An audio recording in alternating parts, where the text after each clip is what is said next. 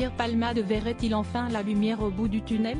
Hospitalisé à la suite de son accident du 10 février, il est passé de l'hôpital Paul Brousse à Villejuif au CHU de Bordeaux et travaille maintenant sur sa sobriété.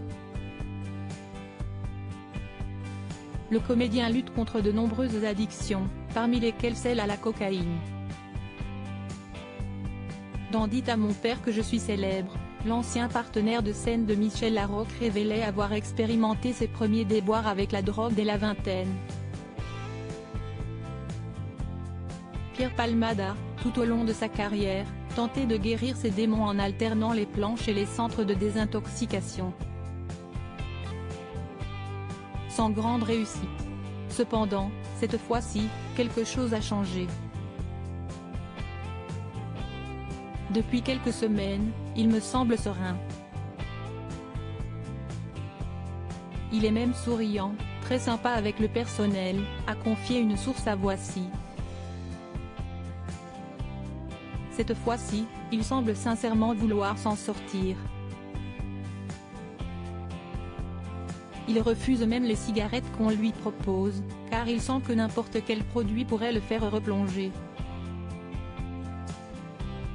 Le souvenir de cet horrible accident, qui a gravement blessé un homme de 38 ans, son fils de 6 ans et sa belle-sœur âgée de 27 ans, qui a perdu l'enfant qu'elle attendait dans la collision, hante toujours le comédien. Après les faits, des analyses ont montré que l'ancien époux de Véronique Sanson était sous l'emprise de cocaïne et de drogue de synthèse au moment de la collision. Aussi, Pierre Palmade cherche-t-il à s'éloigner de ces douloureux souvenirs, lui qui est toujours poursuivi pour homicide et blessures involontaires. Supérieur à Pierre Palmade, Muriel Robin, Michel Larocque, Véronique Sanson. Les femmes de sa vie, un allié inattendu alors que certains amis proches de Pierre Palmade lui ont tourné le dos, parmi lesquels ses consoeurs humoristes Michel Larocque et Muriel Robin. Le comédien a renoué des liens avec sa mère, Réanne, alors qu'il ne s'était plus adressé la parole depuis des années. Des différends survenus dans l'enfance du jeune Pierre et l'éloignement de ce dernier lorsqu'il a déménagé à Paris ont achevé de geler les relations mère-fils.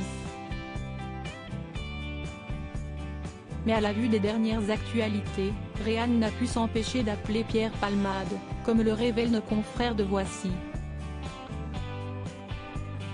Il reste à espérer que sa mère saura trouver les mots et la patience de guider son fils dans cette nouvelle bataille contre ses démons. Article écrit en collaboration avec 6 médias Crédit Photo, Coadic Y.